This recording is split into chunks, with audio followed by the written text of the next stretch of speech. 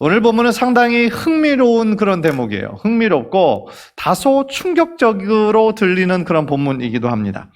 초대교회 당시에 예루살렘 교회 리더 중에 굉장히 큰 역할을 감당하고 있던 사람이 바로 베드로였고, 우리가 잘 아는 것처럼 예수님의 수제자였던 사람이 바로 베드로였습니다.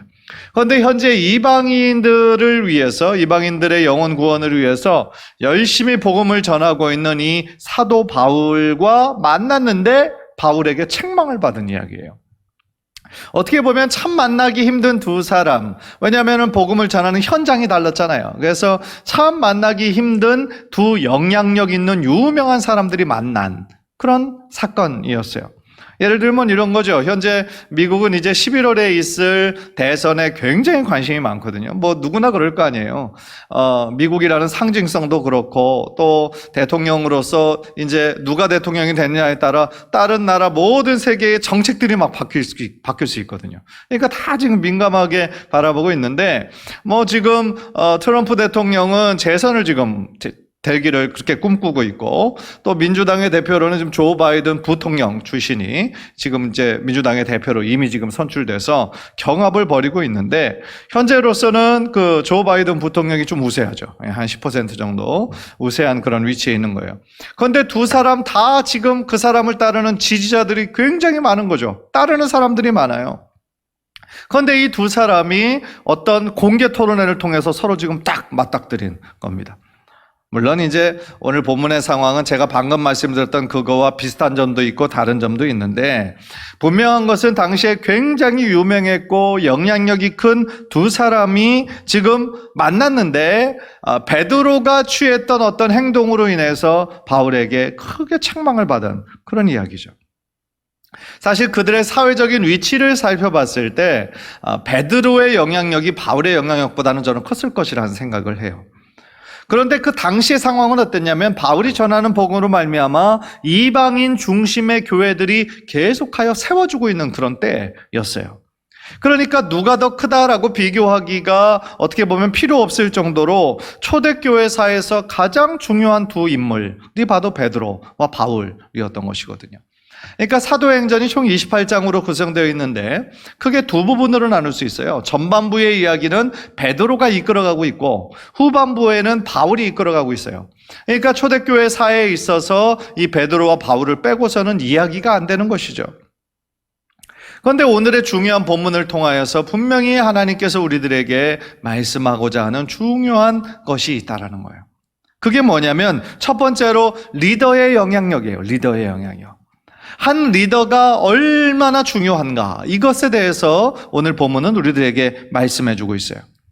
리더십을 정의하는 많은 말들이 있는데, 그 중에서 제가 가장 좋아하는 명쾌한 정의는 리더십은 영향력이다라는 정의를 저는 좋아합니다. 좋은 리더는요, 다른 사람, 많은 사람들을 자신의 밑에 다스리고 통제하는 사람이 좋은 리더가 아니에요. 좋은 리더는 어떤 사람이 좋은 리더냐? 선한 영향력을 많이 미치는 사람입니다. 그 사람이 좋은 리더예요.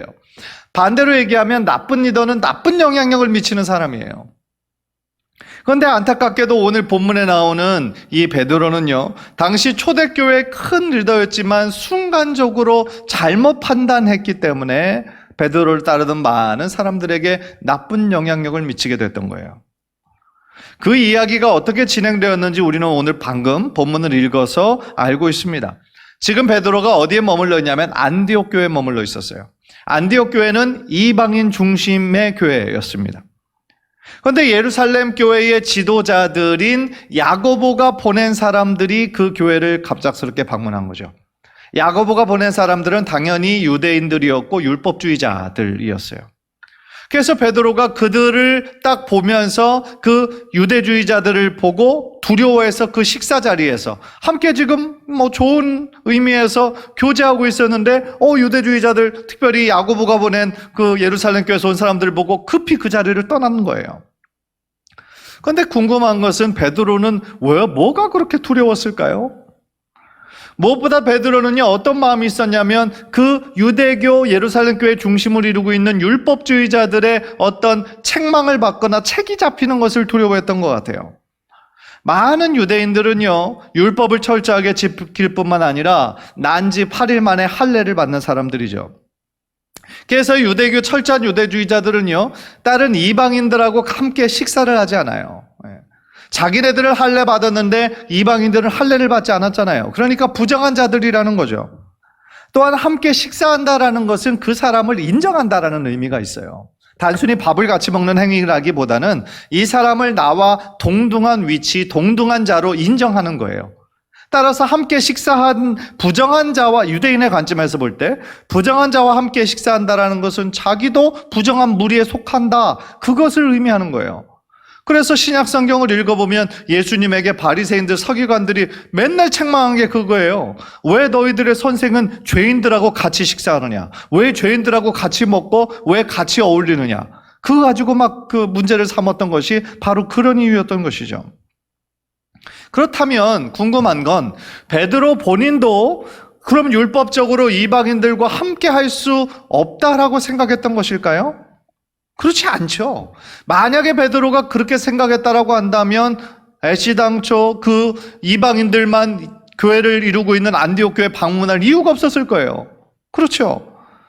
따라서요, 그 사실을 알고 있었기 때문에 베드로는 그 안디옥 교회 방문했다라는 의미 자체가 이방인들이었지만 회심해서 예수 그리스도를 만나 구원을 얻은 그 사람들과 성령 안에서 교제하기 위해서 그 교회를 찾은 것이거든요. 또한 이미 베드로는요, 개인적으로 큰 체험을 했어요. 사도행전 10장에 나오는 사건이었는데 그 계시 내용은 어떤 것이었냐면요, 하늘에서 큰 보자기 같은 것이 내려옵니다. 그래서 베드로가 환상 중에 그거를 보고 뭐가 이렇게 내려오나 딱 속을 보니까 유대인들이 먹을 수 없는 온갖 부정한 짐승들이 막 가득 있는 거예요. 뭐 예를 들면 뭐 뱀이나 뭐 돼지나 뭐 이런 것들이 막 가득 차 있었던 거죠. 그런데 하늘에서 하나님의 음성이 들리는 거예요. 이거를 먹으라는 거예요. 그러니까 베드로가 깜짝 놀라죠. 아니, 이런 것들은 우리가 먹을 수 없는 음식이고 부정한 음식인데 이것을 어떻게 먹습니까? 그랬더니 하나님께서 내가 정결케 한 것을 네가 속되다가 말할 수 없다, 그렇게 하나님께서 말씀하시는 거예요. 그런데 그런 사건이 몇 번이나 반복이 되냐면 3번이나 오르락내리락 하면서 3번이나 반복이 되는 거예요. 그래서 베드로가 너무너무 의아한 환상인 거죠. 궁금하죠? 이게 도대체 뭘까? 어떤 의미일까? 그런 의미로 곰곰이 생각하는 중에 누가 왔냐면 이방인 백부장 고넬료라는 사람이 보낸 하인이 베드로의 집을 두드리는 거죠. 누군지 알아보니까 백부장 고넬료가 보낸 사람이에요. 그래서 베드로를 급히 만나기를 원하는 그러한 마음을 담은 그런 것이 딱 오는 것을 듣고 베드로가 이것이 하나님의 뜻이구나, 하나님이 이 사람을 보내셨구나. 그래서 그 집에 가서 그 사람과 이렇게 대화를 나누는 중에 고넬료가 정말 하나님을 경외하고 하나님을 신실하게 믿는 사람인 것을 발견하고 그때 엄청나게 놀라운 것을 깨닫죠. 구원은 우리들이 생각하는 것처럼 오직 하나님의 성민, 우리 이스라엘에게만 구원이 임하는 것이 아니라 이방인들에게도 동일하게 구원이 임하는 거구나. 이방인들에게도 동일하게 성령이 역사하시는 거구나. 이것을 깨닫는 거죠. 그래서 개인적으로 너무나 놀라운 체험을 하는 거고 이때부터 베드로가 완전히 생각이 바뀌게 되거든요. 또 하나 사도행전 15장에 굉장히 중요한 회의가 있었어요. 오늘날 전체 교단이 모이는 전체 총회보다도 훨씬 더 큰 총회, 예루살렘 공의회가 모였었는데 예루살렘 공의회에서도 이 사실에 대해서 너무너무 열띤 논쟁이 이루어졌어요. 아니, 구원은 대대로 유대인에게만 임하는 것인데 어떻게 요즘 다른 데서 소문이 들리는데 헬라인들도 다른 이방인들도 지금 구원을 받는다고 그러더라. 그들에게 성령의 역사가 나타난다고 그러더라. 이거 어떻게 된 거냐? 그러면서 막 열띤 논쟁을 벌였어요. 그러면서 그들이 결론에 다다르게 된 것 중에 하나가 바로 그거였어요. 이방인들에게도 하나님의 구원이 임하는구나. 동일하게 성령님이 역사하시는 거구나. 이것을 깨닫는 거예요. 그래서 그것을 결의를 합니다. 예루살렘 공의회에서. 그래서 이 모든 것들을 함께 종합해 봤을 때 베드로는 자신이 지금 식사 같이 하고 있는 이 이방인들도 구원받은 사람이고 똑같은 하나님의 은혜를 입은 사람이라는 걸 너무너무 잘 알고 있었던 거죠. 그런데 왜 갑자기 그 자리에서 피했냐는 거예요. 참으로 안타까운 장면이죠. 그러니까 순간에 어떻게 보면 선택을 잘못한 거죠. 판단 미스였던 거예요, 순간에. 그런데 더 큰 문제는 뭐냐면 베드로라고는 영적 리더가 그렇게 외식하는 행위를 한 거잖아요. 그러니까 자신이 생각하는 것은 그게 아닌데 다른 사람들의 시선이 두려워서 그 자리를 피한 거잖아요. 그렇게 외식하는 행위를 했을 때 그 자리에 함께 있던 사람들도 그 베드로의 행위를 따라한 것이죠. 13절을 보세요. 남은 유대인들도 그와 같이 외식하므로. 남은 유대인들도 베드로, 자신들이 믿고 따르던 리더가 피하니까 이게 맞는 거구나. 그래서 똑같이 피했다라는 거예요. 그리고 심지어 바나바 같은 사람도 그들의 외식에 유혹되었느니라. 이렇게 나오는 거죠. 그러니까 자신들의 존경하는 지도자가 이방인들 같이 식사하던 사람의 입장에서 봤을 때는 자신들이 너무나 존경하고 따르는 예수님의 수제자가 이렇게 외식하는 행동을 했을 때 얼마나 큰 상처를 받았겠어요. 그 뒤로 베드로와 함께 있던 그 유대인들마저도 외식하고 심지어 바나바도 이렇게 유혹을 받았다라고 하니까 이게 얼마나 안타까운 일이냐는 거죠. 안디옥 교회는 이방인 중심의 교회였고 특별히 선교에 제일 앞장섰던 교회가 바로 안디옥 교회였어요. 그리고 안디옥 교회의 그 리더로 성경 교사로 열심히 사역했던 사람이 바로 바나바였다는 거거든요. 그러니까 지금 베드로의 행동은 열심히 이방인 교회 사역을 하고 있던 바나바에게도 낙심케 하는 그러한 모습이었다라는 거예요. 이것은 베드로의 치명적인 실수였던 것이죠. 자신이 믿고 있던 복음의 진리가 무엇인 줄 잘 알면서도 불구하고 그 당시 유대인들이 생명처럼 따르던 그런 종교적인 전통, 그 관습, 그거를 더 중요하게 생각했던 그릇된 행동이었다라는 거예요. 그런 면에서 한 리더의 선택과 결정이 얼마나 중요한가 다시 한번 깨닫게 되는 것이죠. 그리고 이 말씀 앞에서 저의 삶도 한번 뒤돌아보게 되는 것이죠. 나의 말 한마디와 나의 삶과 나의 태도가 얼마나 다른 사람들에게 영향력을 미칠까를 생각할 때에 더욱더 조심하게 되고 하나님께 기도하게 된다라는 것이죠. 그래도 참 다행스러운 것은 베드로가 바울에게 책망받았을 때에 그 바울에게 오히려 변명하거나 핑계대지 않고 그 사실을 그냥 인정했다라는 거예요. 자신이 잘못했다라는 것을. 아마도 보통 사람 같았으면 바울의 그 책망에 화를 낼 수도 있었어요. 아니 당신이 뭔데 나한테 그렇게 얘기를 하느냐? 당신은 예수님의 제자도 아니지 않느냐? 만약에 보통 사람 같으면 그렇게 얘기했겠죠. 그런데 베드로는 그 바울의 책망에 감정적으로 대응하지 않았어요. 그러면서 자신의 외식적인 행동에 대해서 잘못을 시인하는 모습을 보여주는 거죠. 왜냐하면 그것은 너무나 명백하게 자신이 믿고 체험했던 것처럼 예수님께서 보혈의 능력으로 이미 이방인들과 유대인들의 벽을 허무셨어요.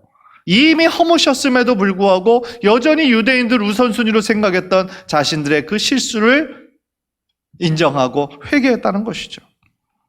사랑하는 성도 여러분, 우리들 모두 실수할 수 있어요. 우리들 모두 오늘 본문에 나온 베드로처럼 순간적으로 잘못 생각해서 넘어질 수 있어요. 왜냐하면 우리 모두 완벽하지 않아요. 따라서 중요한 건 뭐냐면 우리가 실수했다 하는 그 순간, 순간적으로 잘못 생각했다 하는 그 순간 그것이 잘못되었음을 깨달았다면 곧바로 인정하고 회개하는 거예요. 그게 중요한 거예요. 그런데 그것을 끝까지 인정하지 않는 사람들이 많아요. 그래서 자꾸 변명을 하고 합리화를 하고 남의 탓을 하는 경우가 많아요. 그런데 그렇게 되면 오히려 점점 더 신뢰를 잃어버리게 되는 거죠. 그리고 더 큰 어려움을 불러일으킬 수 있다는 거예요. 따라서 교회든 사회이든 리더된 자들은 더욱더 하나님 앞에 올바로 설 수 있도록 노력해야 된다라는 거예요. 이 자리에 있으신 분들은 다 어찌 보면 믿음에 먼저 된 자들이고 교회 리더급이라고 저는 생각을 해요. 그것은 우리가 믿음에 먼저 받은 자로서, 은혜를 받은 자로서 다른 성도들 앞에, 다른 신앙이 연약한 사람들 앞에서 우리는 어떤 본을 보여야 될 사람들이고 영향력을 미쳐야 되는 사람들이라는 거예요. 그래서요, 여러분들 한 분 한 분이 어떻게 보면 우리 교회를 대표하고 있는 분들이에요. 더 나아가 우리가 크리스찬의 대표일 수 있어요. 왜냐하면 우리들 주변에서는 나를 교회 다니는 사람으로 생각을 한다면 우리는 크리스찬의 대표인 거예요. 우리가 어떻게 하느냐에 따라 다른 사람들이 교회 다니는 사람들을 칭찬할 수도 있는 거고, 우리가 잘못하는 것을 보고 교회 다니는 사람들을 욕먹이게 할 수도 있는 거거든요. 따라서 우리들 한 사람 한 사람이 다 하나님의 대사인 거예요. 예수님의 대사인 거예요. 따라서 우리들 모두가 정말 넘어지지 않도록 늘 조심할 뿐만 아니고 또한 우리들의 마음을 지킬 뿐만 아니라 혹시 베드로처럼 실수하고 넘어졌다 할지라도 그 자리에서 나의 잘못을 회개하고 인정함으로 말미암아 더욱더 하나님을 의지하고 하나님을 신뢰하며 나아가시는 저와 여러분 되시기를 주님의 이름으로 간절히 축원합니다. 두 번째로 바울은요, 자연스럽게 복음의 진리가 무엇인지 본격적으로 설명을 하고 있어요. 14절에서 바울은 베드로의 그 외식함을 보고 이렇게 말합니다. 14절 보세요. 그러므로 나는 그들이 복음의 진리를 따라 바르게 행하지 아니함을 보고 모든 자 앞에서 게바에게 이르되, 베드로의 그 행동이 복음의 진리에 따라 행하지 않았다라는 거예요. 그렇다면 바울이 강조하는 이 복음의 진리란 무엇일까요? 그것이 바로 로마서의 주제이기도 하고 갈라디아서 전체의 주제를 이루고 있는 거예요. 여러분들 뭘까요? 이신칭의예요. 다르게 말하면 오직 믿음으로 구원을 얻는다. 오직 믿음으로 의롭게 된다. 그래서 이신칭의 혹은 이신득의 다 같은 말이에요. 16절을 보세요. 16절에 보면 이제 그것에 대한 것을 요약해주고 있는데요. 사람이 의롭게 되는 것은 율법의 행위로 말미암음이 아니요 오직 예수 그리스도를 믿음으로 말미암는 줄 알므로 우리도 그리스도 예수를 믿나니 이는 우리가 율법의 행위로서가 아니고 그리스도를 믿음으로써 의롭다함을 얻으려 함이라. 율법의 행위로서는 의롭다함을 얻을 육체가 없느니라. 무슨 말씀이에요? 이신칭이라 함은 오직 믿음으로 우리가 의롭다함을 받는다라는 얘기예요.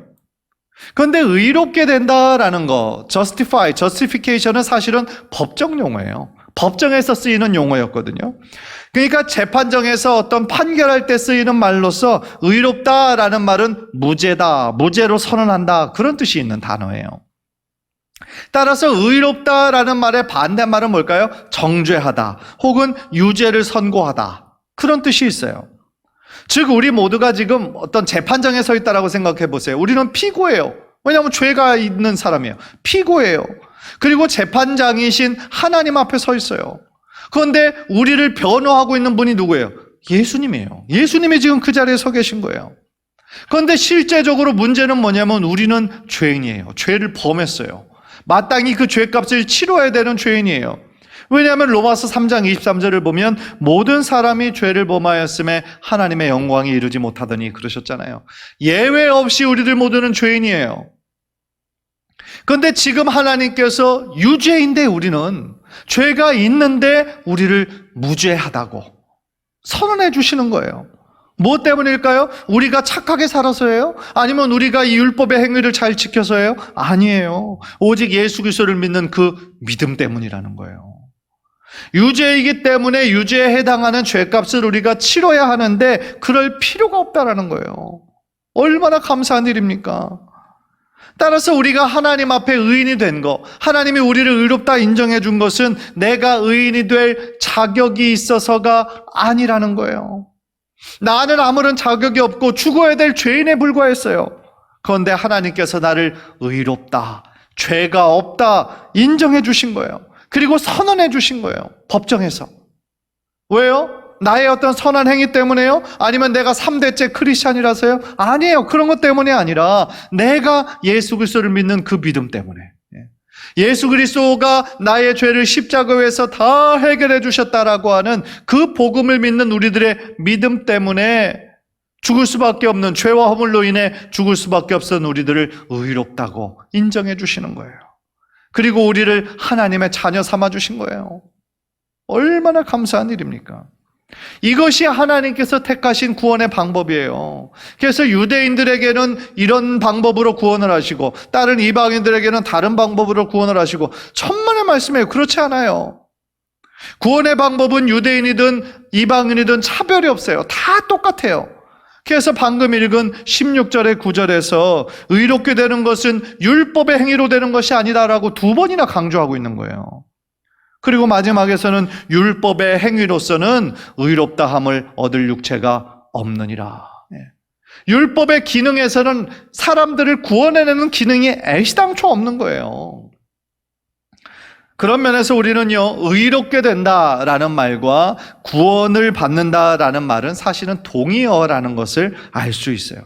그러니까 누군가 여러분에게 당신은 어떻게 의로움을 받았습니까? 어떻게 하면 의롭다함을 얻을 수 있습니까? 그렇게 질문한다면 그 질문은 우리가 어떻게 하면 구원을 받을 수 있습니까? 똑같은 말이라는 거죠. 그 정답은 뭐예요?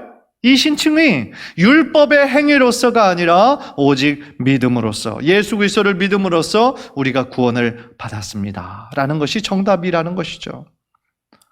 따라서 우리는요, 나를 구원해 주신, 죄로 인해 죽을 수밖에 없었던 나 자신을 정말 구원해 주신 그 사실 하나만으로 하나님께 감사할 수밖에 없다라는 겁니다. 왜냐하면 구원에 있어서 내가 한 것은 아무것도 없잖아요.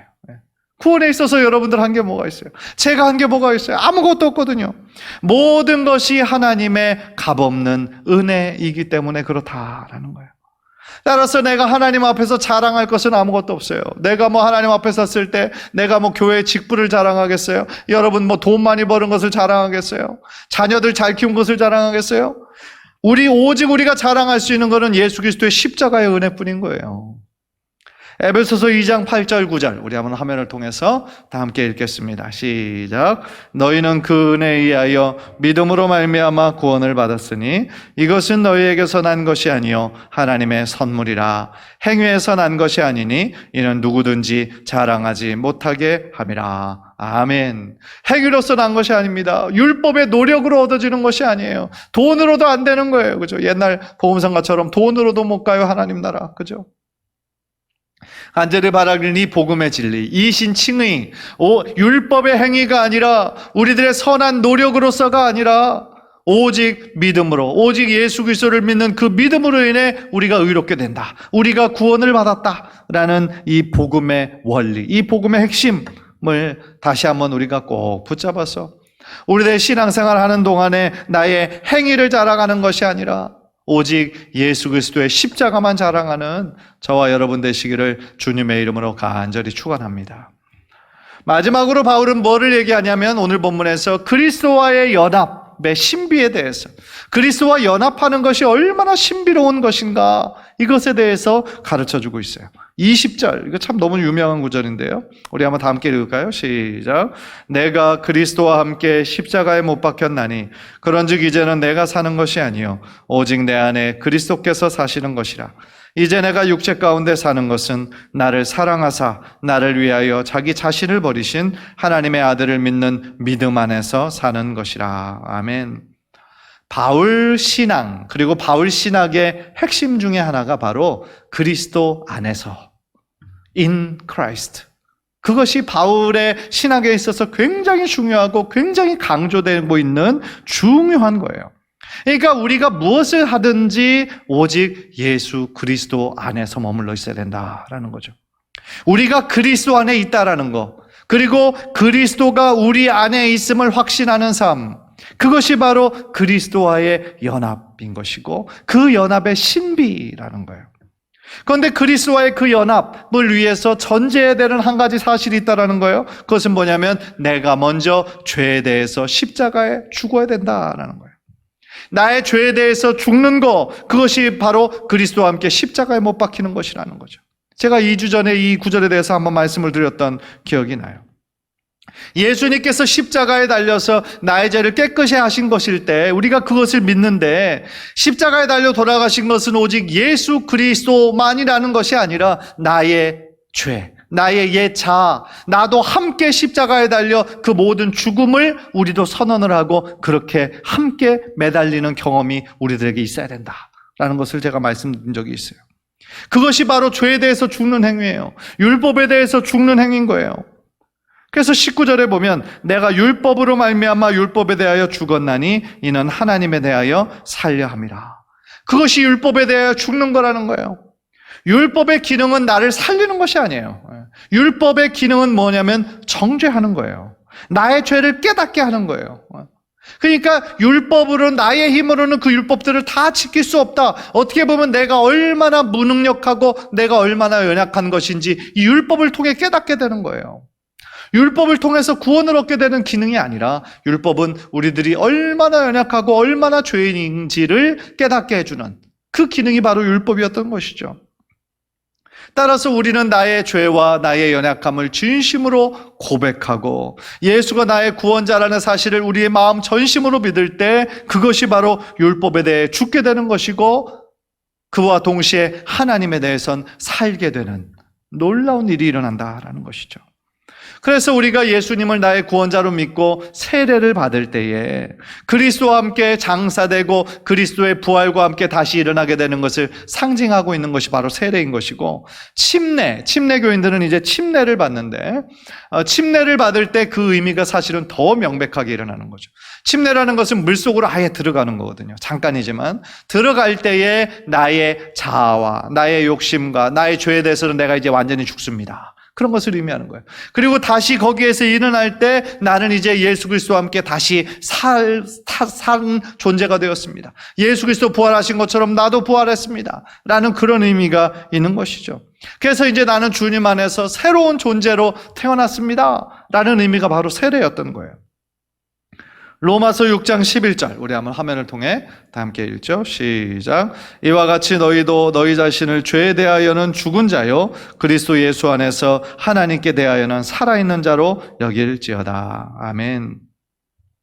지난 주일 모든 사역을 다 마치고 오후 3시에 굉장히 중요한 그런 만남이 있었어요. 그게 어떤 만남이었냐면 우리 홍병만 안수 집사님의 그 아버지인 홍낙수 형제님께서 좀 복음에 대해서 그것을 듣고 싶으시다라는 그런 아드님과 며느리 요청이 있으셔서 오셨어요. 오셔서 제가 이제 복음을 한 20분 정도 설명을 해드리고 그 다음에 이제 결신의 기도를 이렇게 함께 이렇게 드리고 그래서 하나님의 자녀가 되셨어요. 자녀가 되셔서 그 자리에서 세례의식을 제가 베풀었어요. 왜냐하면 이제 홍명만 집사님이 생각하실 때 연세도 85세시고 또 지금 항암 치료 중에 계시고 몸이 굉장히 지금 약해져 있는 상태시기 때문에 정말 그 마지막 때가 언제인지 아무도 모르시니까 하루속히 좀 예수님을 자신의 구원자로 고백하고 또 세례도 받으시고 이 마음이 너무너무 간절하게 있으셨어요. 그래서 저도 그 마음을 너무나 잘 알기 때문에 그 기회를 더 이상 좀 늦추지 말고 좀 빨리 했으면 좋겠다라는 마음이 있었는데 지난 주일날 오후에 드디어 이제 찾아오신 거죠. 85세신 거예요. 그런데 알고 보니까 이제 아내는 구세군 그 교회를 아주 오랫동안 신앙생활을 하셨던 분이에요. 그러니까 대화를 나누다 보니까 얼마나 남편이 이렇게 같이 교회에 나오면서 또 복음 듣고 신앙생활하기를 얼마나 기다리셨겠어요. 그런데 85세가 되는 그때까지 지금 병마에 싸워서 몸은 약해질 대로 약해져 있는 이때까지 아직도 예수님을 자신의 구원자로 받아들이지 못한 그런 상태에 있었던 거죠. 그래서 제가 여쭤봤어요. 왜 이렇게 오랫동안 아내가 이렇게 기도하셨을 텐데 왜 이렇게 지금까지 이렇게 늦추시고 못하셨냐니까 일하느라고 너무 바빠서 그랬다는 거예요. 참, 그렇죠. 이게 세상 사람들 다 이제 그런 어떻게 보면 너무 먹고 사는 것이 바쁘고 앞에 보이는 것이 너무 바쁘고 앞만 보고 그냥 나아갔기 때문에 사실은 자신의 영적인 문제에 대해서 생각해 볼 그런 틈과 여유가 없었던 거죠. 그런데 제가 복음을 진실하게 다 전하고 이 선물, 이 기가 막힌 하나님의 선물인데 우리가 다른 것을 행해서 이게 되는 것이 아니라 하나님이 주신 선물은 딱 2가지 선택이 있다. 감사함으로 받든지 아니면 안 받든지. 그런데 하나님 주신 이 구원의 선물, 영생의 선물을 받기를 원하십니까? 그랬더니 그럼요, 받기를 원합니다. 그러시더라고요. 그래서 너무너무 감사해서 그것에 대한 의미를 말씀을 드리고 그 자리에서 세례 예식을 베풀었어요. 그래서 정말 그 자리 하나님께서 임재하여 주셨고 하나님께서 그 홍낙수 형제님의 마음을 변화시켜 주셔서 아마도 준비가 되셨던 것 같아요. 제 생각에는 오랫동안 기도하셨기 때문에 그 아들과 또 아내가 기도가 쌓여 있었기 때문에 그 놀라운 변화의 역사가 있었죠. 그래서 그 자리에서 세례를 베풀고 세례의 의미에 대해서 말씀을 드리고 또 최초로 하시는 성만찬도 함께 나누고 너무나 귀한 의미 있는 시간을 가졌어요. 맞습니다. 이 그리스도와 연합한다라는 거, 십자가에서 나의 죄와 나의 자아는 죽고 이제 예수 그리스도를 믿음으로 말미암아 이제 주님과 함께 산다라는 거, 내 안에 예수님 사시고 예수님 안에 내가 있다라는 거, 놀라운 영적인 신비죠. 그래서 요한복음 15장에서도 나는 포도나무여 너희는 가지니 저가 내 안에 내가 저 안에 있지 않으면 열매를 맺을 수 없다라고 말씀하신 것도 영적인 연합을 말씀하시고 있는 것이죠. 사랑하는 성도 여러분, 지금 여러분 안에 예수님이 살아계심을 믿으시기를 바랍니다. 예수 그리스도 안에 우리가 언제나 머물러 계시는 우리 귀한 성도님들 되시기를 바랍니다. 그래야 우리들의 삶에 변화가 일어나고 우리들의 삶에 많은 열매가 맺힐 수 있다는 거예요. 우리가 필요할 때만 예수님 찾는 것이 아니라 우리가 어느 곳에 있든지 무엇을 하든지 우리 예수님, 우리 성령님 여러분들을 절대로 떠나지 않으시고 여러분들을 사랑하시되 끝까지 사랑하시는 그 은혜, 그 사랑 끝까지 붙잡으시기를 주님의 이름으로 간절히 축원합니다. 간절히 바라기는 어떤 순간에도 내 안에 사시는 분은 오직 예수 그리스도십니다. 이것을 기억하셔서 오늘 본문 2장 20절 후반부에 나온 것처럼 나를 사랑하사 나를 위하여 자기 자신을 버리신 하나님의 아들을 믿는 그 믿음 안에서 늘 승리하며 살아가시는 우리 귀한 성도님들 모두 되시기를 주님의 이름으로 간절히 축원합니다.